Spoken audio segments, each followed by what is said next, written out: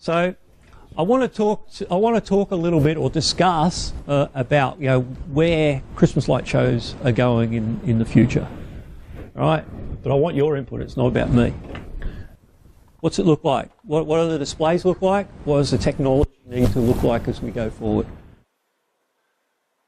Because when you look at the last few years, and I haven't been doing this a huge amount of time, just like many of you, right? What's changed in the last few years? Well, controllers have got bigger and more powerful, right? These days, a lot of people can run their shows off one controller unless they're in a really extreme sort of thing. The small Wi-Fi controllers have come out and become really popular. The concept that you can just put controllers everywhere, just Wi-Fi, no wiring, dead easy. Show players, right? People are using FPP and the like rather than trying to use big sequencing software to try and run their shows. Coro seems to be everywhere for props, right? Lots and lots of cheap plastic props and the ABS sheeting stuff. Lots of people are selling sequences. Seems like more than ever people are buying sequences left, right and centre. And the ease of use of the sequences has got better. Right, and you're continuing to see innovation on all of them where a lot of things in the past you used to have to use 3 or 4 or 5 or 6 software packages just to bring your show together, and these days those things are all starting to appear within the sequences and making it a lot easier to do. And the community's got a lot more compact, or at least that's how I experience it. It used to be, right, I'd go to a mini once a year, and I wasn't a great person on chat, but there was a bit of chat that went on. These days it seems like, with the Zoom conferences going on every week, etc., people are talking a lot more frequently. The Facebook page, at least the X-Lights one, has become incredibly active. So it just feels like the community's talking a lot more. There's a lot more interaction going on. But there's also some things that haven't changed a great deal. Pixels. The technology has, the pixels that we use, right, this thing here, how long has that been around? 4 or 5 years. And seriously, today, if you went and built it today, it'd look very much the same, wouldn't it? Right, so pixels haven't changed. Yeah, there's been new pixel types come out, but none of them seem to be all of that popular. We're still stuck with our bullets and our strips. The music's not changed that much, right? The song choices don't seem, people, there's a new movie that comes out or whatever. Power supplies haven't changed much. We're still using cheap Chinese 350 watt. Right, power's pretty much the same. Enclosures haven't really changed. The same sort of boxes seem to be turning up from year to year. And the sequences, while the sequences have improved, they haven't really changed. We haven't seen another sequencer come in and make a splash or anything, and I don't get the sense that that's going to happen soon. All right, so what could be more boring? If everyone's predominantly pixels, everyone's using Falcon controllers or something similar to it. All right, the sequences are all produced by X-Lights. I'm a little biased there. A lot of people are running sequencers which have been purchased from just a handful of people. Right, all being played on an FPP. Right. Does everything stagnate if everyone just consolidates around a few things? Right. Innovation comes from competition. If people don't feel like there's any reason to innovate, why put the energy in? Right, so that worries me a little.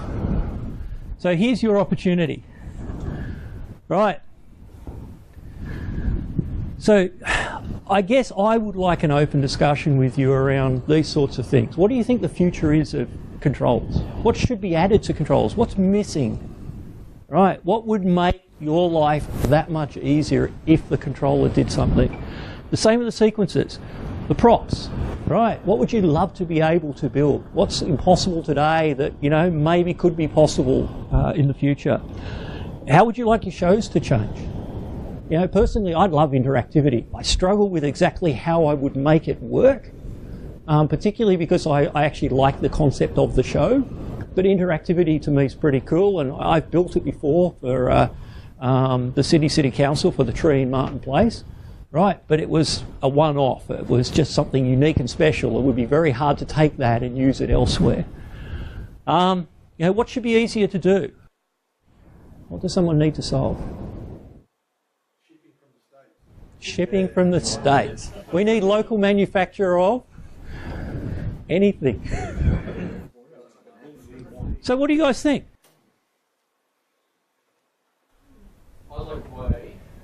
Hang on, Brad. Hang on. It's the microphone. Hi, I'm Brad. It's probably not so much to do with the show itself, but I'd like a way to be able to count all the cars and people in the front yard automatically or in the street, just so I got my own analytics about how busy it is or is not at a particular time. Don't know how that's going to happen. No. Xbox Connect or something. Yeah, do face recognition. Yeah, I know there is Xbox sort of Connect radar, sort of people tracking, CCTV systems. I went into a shoe store once and noticed they had all Xbox things on the roof. Yeah, maybe iBeacons or something, I don't know. So I thought that was tempted to have to go in there and ask them what it's about. Or Bluetooth scanners. I've thought about that too, trying to sniff for Wi-Fi beacons. Yeah. Or, MAC addresses. Yep. But that's easier said than done. Is it? Yep. I've tried. Interesting. But yeah, if you had 11 wireless access points, one on each Wi-Fi band, sit there and scan them all simultaneously. But you effectively need a Wi-Fi radio on each frequency of those 11. Well, but that's only one frequency band. There's also the A band. When you get different frequency again, you got more again. So yeah, but I'm positive the big shopping centres like Westfield have something in their system which tracks that. So even if you do not connect to their Wi-Fi, if your Bluetooth or your Wi-Fi is turned on, it's still transmitting a beacon. Yep. So is my home Wi-Fi access. It'd be interesting if someone who watches this video later knows how that stuff's done and can suggest how you would do it. All right. Daryl. Hey, it's Daryl. I tried the Bluetooth thing, but the problem I had is the way I was doing it would only log the user if they tried to use Bluetooth on something. Right. It wasn't detecting just the passive beacon. So I wonder how they're doing it. But I agree with Keith. I think interactivity is the key, and I have no idea how to make it happen. The other thing I really want to do, and I've toyed with a little bit, is do some sort of water feature or water display. Ryan loves his horizontal rain, but I'd like my rain to go vertical with some light shining through it, or leaping arches of water, or things like that. And perhaps I could tie some interactivity to some of that stuff if I ever go down that path. What are other people's thoughts of interactivity, Ralphie? What I did last year was, when I had friends and relatives over, I actually changed the sequence so that going across the front of my house, I come with you faithful, because the phone's faithful, you obviously put faithful, and then when you've got people's birthdays, you also stream that across the front of the face. It'd be really nice to sort of semi-automate that in some way, so that you don't have to go and create a whole new FSEQ file and do the whole thing from scratch, and be able to simplify the process of making it specific to specific groups of people that are actually coming to watch the show. It's Alec here. Like always, I love to annoy Keith with another issue. We don't do 2D displays. Yep. We do 3D displays. So how long until that gets incorporated? And is it possible? Physically, it's possible, right? Question is it worth doing? Is it the highest priority? I don't know.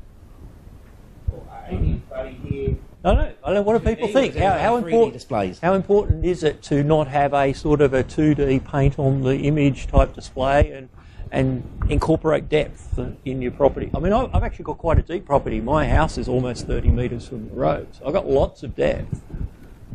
I wanted to have a 3D globe that I could change into different things, like if I'm running the Pokemon sequence, I can make a big Pokeball, or if I wanted to do like a Pac-Man or something, and it opened and closed its mouth and just did all. It's kind of hard to do it today, isn't it? Yeah. I can tell you that 3D handling in your preview and whatever. It's on the Vixen radar, as I'm sure it's on the X-Lights radar. But when it actually comes, because obviously it's adding a whole new dimension of processing. Yeah, I mean, we have 3D for the moving headlights. It looks like it's actually moving in 3D, but it's a lot of work to do, and there's got to be enough demand there, right? I mean, there's about 20 lighting protocols out there that we could, in theory, add, right? But unless there's a whole bunch of people interested in doing it, we just add to the code base, add to the maintenance overhead, and don't deliver a great deal of value. So why do it?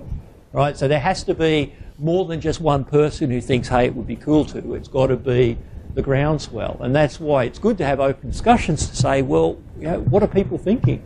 Because maybe that is the highest priority. Maybe there's a whole bunch of people out there that want to add depth to their displays and feel that that's the most important thing. Most of the people I've heard that want 3D want them for those LED cubes. Right, they talk about that and say it's kind of interesting. It's sort of if you've got a corner block and you're working around a corner, that's an ideal sort of situation for it. And we don't handle things like corner blocks. I mean, we talked a little bit yesterday about the previews, and it doesn't do that very well, right? We don't do it well at all. But it is a matter of priority because it's a lot of work for how much return. But as we sort of mature in our work. We start to want more and more, so I think it's coming. It really is. I could show you our backlog. Our backlog's huge. I've seen the Vixen backlog. I know exactly what you mean. It's huge. It's not all high priority though. There's a whole bunch of stuff on there that's somewhat speculative. What else are people interested in? What should controllers add? What's missing from controllers? I mean, we've just gone through a reasonably major upgrade on the Falcon controller, and the Hinks Pix came out late last year and sort of proposed a whole bunch of capability. What's missing? From my perspective, all of mine so far have been under my veranda, so I was able to run basically in flat 2D, just run cables across the veranda. This year, I'm building my first lot of elements that are actually going out in the garden, which means I've got to find a way to run power out there, I've got to get data out there, which means lots and lots of cables. It'd be really nice if our controllers or somehow allowed me to eliminate most of that so that I could minimise the number of cables and minimise the trauma of actually figuring out how to actually do that. There you go, we need Wi-Fi power. Wi-Fi power. That would be seriously inefficient. Laws of physics gets in the way there. If competition is something that's going to drive innovation, then getting more people to do Christmas lights is going to help.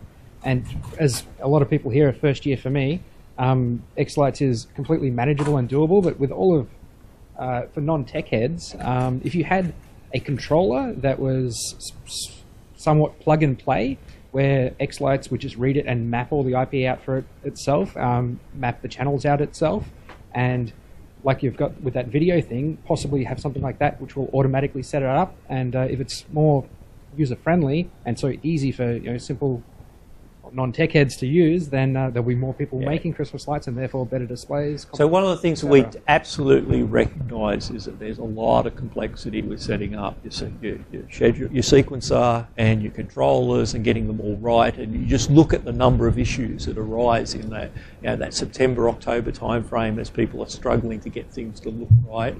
It's clear we haven't solved that problem. It's something that I know I've been focused on with trying to build the integration to the controllers, but the interesting challenge that I've had is that the controllers do many things that if I was to bring that into X-Lights would add a lot of complexity to X-Lights and not necessarily a huge amount of value. And that's why I guess I'm trying to focus on what are the simpler use cases. There are some simple rules that you can follow about the way you lay things out, and then there's a simple way to set it up. That's kind of good. But there are a bunch of concepts that are still very difficult for people to understand. I remember it took me several years before I understood what the hell a universe was, a channel, and what it meant and why it was important. Well, yeah, I mean, it's one of those concepts that no one explains very well. It was only when someone stood up a few years ago in Sydney on a whiteboard and talked it through that the penny dropped and I realised what was going on. But yeah, there's a bunch of concepts there that are really hard. Like in South Australia, we're just going to go up, or every states are going to go up with power electricity. Everybody talks about electricity and so forth. So your controller or something, so it could work out how much power you're using, so you can see each element, or works out the power consumption that you're using for a display. So it comes up straight away, so people can ask, you can talk about it and say how much it's actually costing you on the day, sort of thing.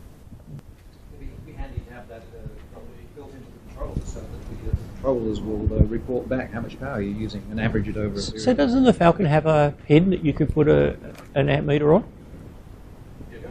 But you've got to run everything through it, right? Personally, I measure the AC out of the plug. It's easier. Because then you get all the waste. You get all the waste out of your power supplies and everything else all measured. And then I just keep going. Don't care. I have a concept that I'd like to put out there, just to think about. We all talk about things we want it to be easier, we want plug and play. I don't want people going to a hardware store and buying a model in a box and plugging it in and pressing play. Because I want my house to be that one step above. That little bit thing, the things that are hard to make and difficult, that makes it stand out. Everybody can go to the shop and buy a string of lights, but not everybody can sequence it and have custom built mega trees and things like that. So I think that kind of makes our display special. And as soon as it becomes commonplace, it becomes boring because everybody's got one. That's the idea of competition, that if you're having the best, you'll then go further. So what's further? Exactly, that's innovating. What is further, Shane? Lasers. Lasers. And smoke and fire. But that's a concept. I mean, think about it. Would you be so keen on doing it if you could walk into your shop and buy it? It's a good point. Did you know you can? Like, people sell packages with this stuff, like sequences. Like I said, everyone's buying the same sequence, and they'll sell you the right lights, the right thing. There's still a certain amount of do-it-yourself. Yeah. Yeah, I mean, buying a sequence, it just moves the art to the mapping process. It's actually quite hard to take someone else's sequence. I mean, it looks good, but to make it look absolutely great still takes a lot of work. And the other thing we were talking about at tea last night, Teresa just simply has a guest book out front. So the kiddies will come in and they draw their pictures. You get, people from down the road, they brought relatives from overseas come and they all write in there and they comment on their show and just simple little interactive things like that. So, and we're also, thinking of maybe make a little like station for the kids where they can have a few little books and maybe they can draw their pictures, put them on that box for sale. There's a guy near me that's just got a throne, sort of a Santa throne thing, right, sitting in the front, right? And people come up, they sit in the thing, have their picture taken in front of the lights. They love it. Yeah. It's it's not interactive in a technical sense, but it is interactive, right? Yeah, absolutely. So, the guest books, there's a simple thing, a $2 book from news agents or whatever, and sure enough, and you get a lot of memories and their little pictures, their kids right, and pretty cool. And then you said last night you sometimes take pictures of them and post them. Yes, Yeah, I put them on our Facebook page, and so I'll say, they'll put their name underneath and I'll say, say Carly's recording this beautiful picture of Santa tonight with my reindeers. What else? Other thoughts? What would you love to be able to do? Because this is my first year, I'm going to be using expansions with the Falcon controller. I'd like to be able to set the ratio of pixels per the main panel and the expansion to be per port, so you can change it. It's probably a hard thing to do, but it would be really handy. It technically is in this case, yes. It'd be really handy. But it'd be handy to be able to do it. Yeah. And this is not about what's possible, this is about what you'd love to have possible. Two things. One is, on a technical sense, I do DVDs with crazy talk for people's birthdays and that sort of thing, which don't use phenomes. It actually uses the music as the basis for the facial motions.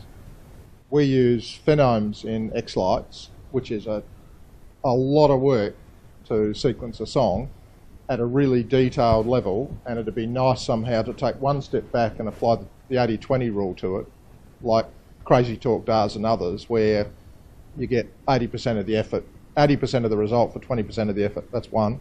And the second thing is, part of the interactive thing that I've noticed is that on our front lawn, when we have kids come, they love to dance to the music. It would be really nice to be able to have a video videoing them and actually be able to show that on one of the elements. Yeah, Gladiator has that, but obviously it doesn't play it in real time when it shows. But Gladiator actually has a video input and it will show it, issue it out. All right, real-time video feeds onto your P10 panels.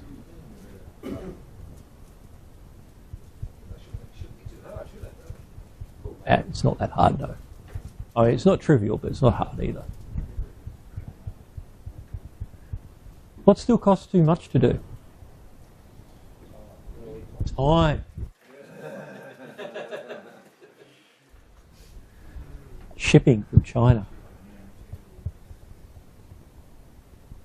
I'm pretty sure I'm not the only one with this problem, but Ray's site would be good if that was a bit easier to navigate. Oh my God, yes.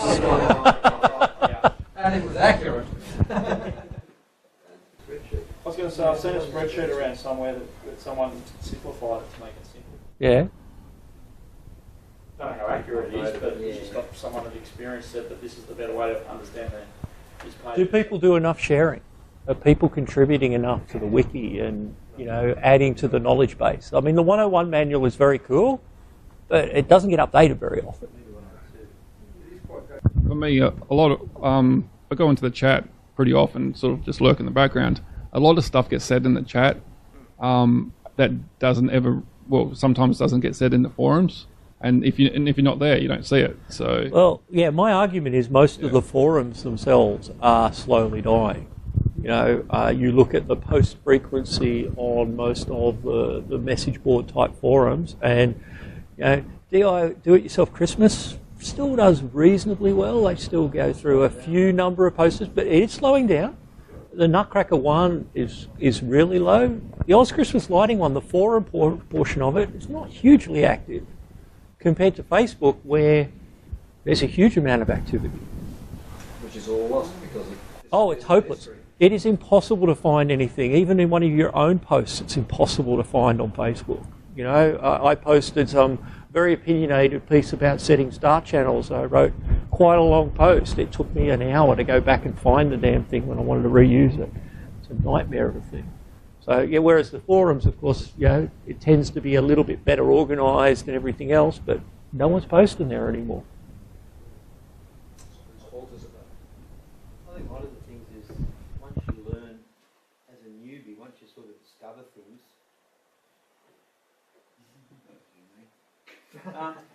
I think as a newbie, once you learn something, you move on and you build with your knowledge. And all of us that have been doing it for a few years or have come into the hobby with a bit of knowledge tend to forget what the newbies don't know or what they take for granted or we take for granted. I said that with the X-Lights presentation yesterday. I find it really hard to relate to someone who's coming in new to the software. And when we're having conversations about what to present at minis, the question is, well, what do the newbies want to know? Of course, they don't know what they want to know because they don't know what is out there until they try to do something at 3 o'clock in the morning. They can't find any information. So maybe some feedback from the newer people that you want to know about voltage drop calculations. Well, I still remember last year, Shane, right? You know, I've been doing Christmas lights for 23 years and, you know, all sorts of electronics forever. I'd never seen a solder pop before. Right, and Shane demoed it in Sydney, and it was kind of like, oh my God, that is the coolest thing ever. Right, and so that's another. You don't know what you don't know. Another point too is that there are those amongst us, myself included, that probably have some knowledge that we just take for granted. And the solder pot, I've been using it for years, and I was just bringing some toys to the expo, and I thought, oh, I'll bring that, and everybody wanted one, so. Then you bought DMX moving heads. I bought some DMX moving heads today, but anyway. Yeah, so what do people want to know? And if you don't understand something, if you think it's trivial, put your hand up and there might be somebody out there that can walk you through it. Like DMX universes and where they come from. They come from the theatre. Yeah. And dimmers in theatre and stuff. So I think the knowledge is sitting out there and sitting in people's heads. And I think, you know, as a newbie, or if you don't know, even if you're an old hand, put your hand up and ask. If if I was to talk from a newbie perspective for a sec, because this is my first year, I've done Christmas lights for many years, but not the Pixel world. The videos, the how-to videos that have been presented from the forum have been magnificent to get an idea of a start of what to look for, the technology, the sequencing, and just get my head around how to build a sequence and how to build the models and how to design it all, and break it down into segments like that. So it's because it can be quite overwhelming and quite confronting to walk into a display and go, oh wow, look at that, or someone sends you a YouTube clip about a house that's really well designed, and you go, oh wow, how the heck do I do that? And then you start trying to understand it and break that'll be that. Shane after lunch. Yeah, I think that's no pressure, mate. Yeah, I think that's the concept of that. Like you look at what, you know, like we've watched hundreds of YouTube clips together and all the different American designs and all the different, including people walking around over this display over the weekend showing us the displays, and it can be wow.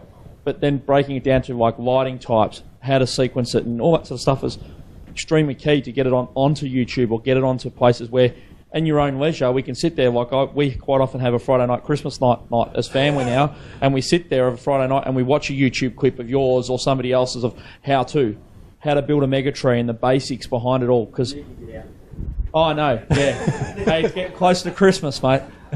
So yeah, that's the only thing I can give feedback is to break it down into smaller chunks, because otherwise it can be extremely overwhelming for a lot of people, especially newbies who want to get into the hobby, who want the display that's going to look really good for family and friends and can't necessarily achieve it because they're not sure how to even start. Yeah. So that's the only feedback I can give to break it down into smaller chunks. Otherwise, even filtering forums can be quite overwhelming. Like, you know, going into a Megatree forum, and there are so many different elements. What's the right one? What's the wrong one? How do you, you know, how do you build that versus that a better tree than that tree? You know, it can be extremely overwhelming quite quickly. Well, and you know, there's not one way to do things, right? Yeah. You know, how do you build the centre post for your Megatree, right? Way to create a post on the forums that will go for about 600 pages while people debate the various pros and cons.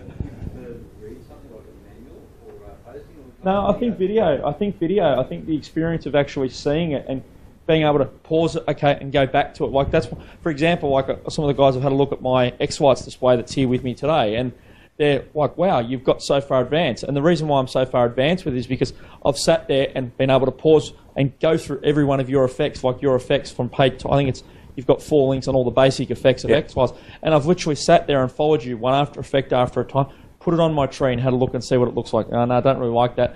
And just play with it and just to get to understand it. But if you don't know how to do that, you're going to look at the software and go, oh my God, this is going to take me forever. Yeah, look, I think any piece of software, you know, you choose, you know, one of these advanced video editing software, any piece of software that's creative and give you lots of flexibility is inherently going to be somewhat complex to use. You know, if we made it simple, then you wouldn't have a lot of flexibility, and then you'd be sitting there and grumbling about, you know, well, I can't do this and I can't do that. But it's always a balance too around, you know, how much complexity do you introduce? Yeah, even building models, like this weekend has been, for me, obviously we switch to, you know, we start programming, etc., but then we've got to switch to construction. Yep. So it's all good to say, hey, we've programmed the thing, but we've got to switch to construction. So, you know, like, how do we put the strips? How do we mount the things? Seeing those frames, the guys have brought the sample frame in today to go, this is what it looks like. And it's like, okay, cool. Now I can understand how to build it. Yeah, I think people underappreciate how important it is to attend forums like this. Yeah. Like actually see things physically and begin to understand. Adelaide's our go-to point now. We're not going to Melbourne, we'll come to Adelaide. On record. Your other thing too, as newbies, I always believe in how I started off was just to build something small. We always wanted the mega tree, but we started off with something a bit smaller. Just got that going, and that really, it's like, wow, I understood that. Then you understand it and you go from there, and from there you can just build bigger and bigger and bigger. So I wouldn't recommend going straight into a mega tree, because you will have trouble. Even after building something small, you're going to have trouble building a mega tree. So just maybe some leafing arches or spiral trees or anything, and you're going to get, we'll cement a couple of posts in the ground or whatever. But definitely start with something small. And then, like I was saying to people as well, like, you know, you got your X-Lights, output to lights, bang, you can have it in your lounge room and you're doing all this stuff. You go, oh, wow. And then you go, oh, that's how you do that. And then before you know it, you're building mega trees. Yeah. So I'd definitely recommend definitely. Tribute to the videos. Like if I can say one thing about all the video clips through the forum, especially the AusChristmasLight forum one, they're magnificent. Because I've learnt so much, and we've sat back and learnt so much.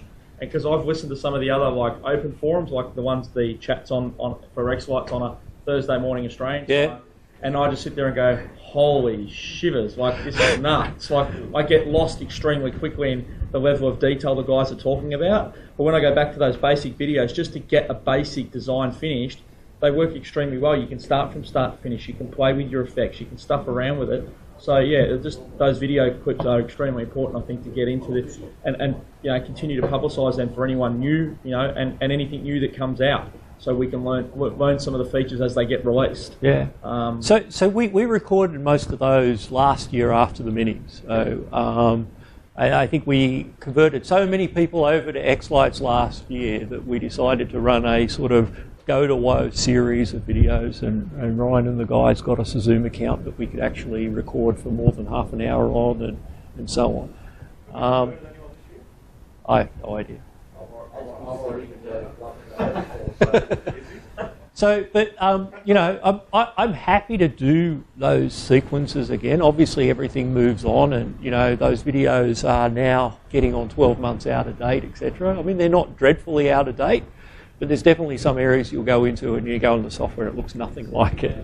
I just said in new releases, if there's a new release that comes out that's critical on new features that come out, it says even a video clip behind that of some of the key things you've added for a specific reason. And we do that. They don't come out every release, but every 2 or 3 releases I'll do a catch-up video to say this is what's changed since here. Oh, cool. Yeah. Not only that, if you look at videos.xlights.org, right, every time someone comes out with a half-decent video on something, we post it there, so that you can always go back there and find them. They're all somewhat categorised based on what they're about. So yeah, so in the last few weeks, Gil posted a video on changes to the bars effect that are in 16. Clyde did one on start channels or something. Going back to the video tutorials, which I think are really good as well. Yeah, I don't. It may exist. Is there a spot like a wiki page or something with the video links on the page? Because it'd be good to have it set out like construction. Here's Megatree. Here's a video link for that. Here's, you know, a more generic Christmas website. No, Yeah. well, I know we set up videos.xlights, which doesn't actually host any videos. It just points to videos on Vimeo fine. and the like. Yeah. I mean, people can submit videos there. Anyone can log in and submit a video, categorise it, etc. Yeah. The big challenge we have with the videos is, like you say, right? So we get in there and I'll do a presentation. I'll cover 6, 7, 8, sometimes a dozen odd concepts, right? As Sean says, I don't even edit my videos, right? They get recorded and they get posted. I do not go through them. I don't trim them or anything else. It just goes up. Because quite frankly, I have better things to do than spend. Now, how long does it take to edit videos, all right? A long time, right? It's just not worth it, right, for me. You've got MBS, though. But having someone go through those videos, and you guys can do it, right? You guys in the room can do this. You go onto the video site, you watch the video, you take note, and you say, oh, it covers the bars effect at 3 minutes and 27 seconds into it.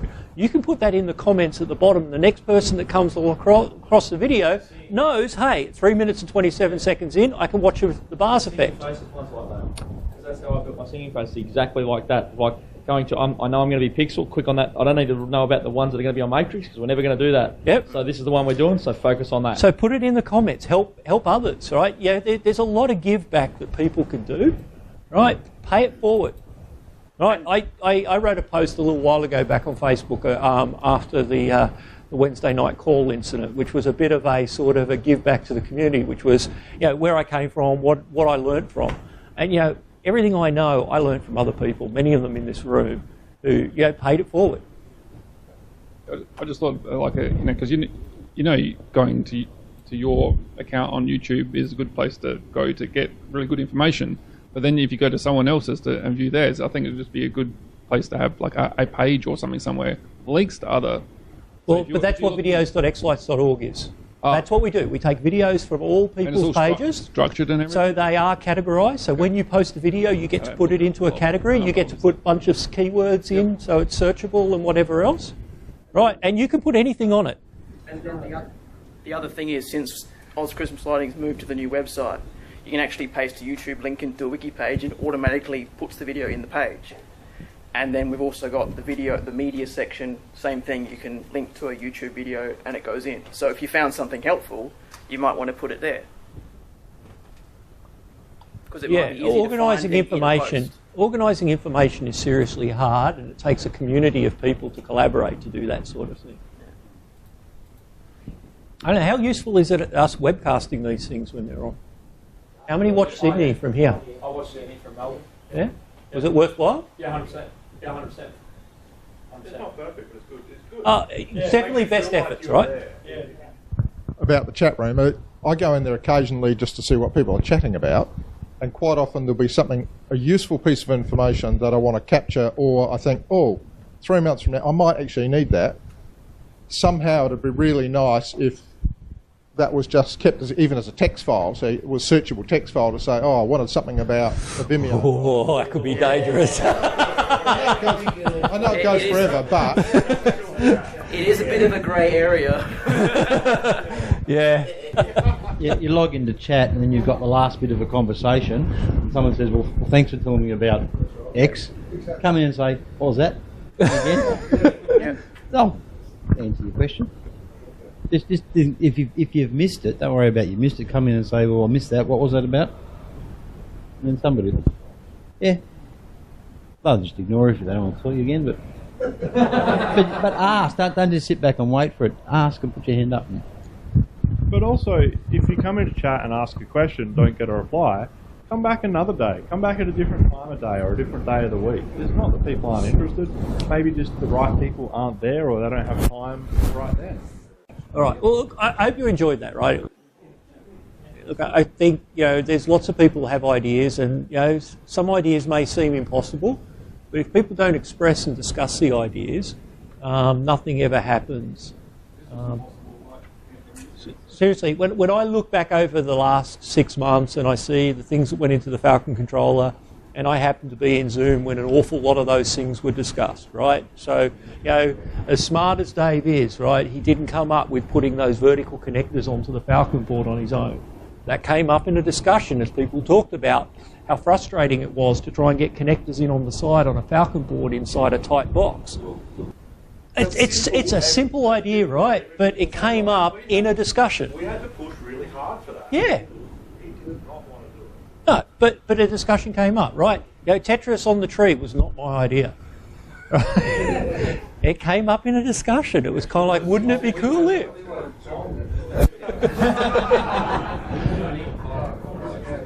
Right, video mapping of a model was not my idea. It came up when someone said, wouldn't it be cool if I didn't have to punch all of these bloody pixels in? Right, so ideas come up when people say, well, wouldn't it just be cool if? So think about it and have those discussions.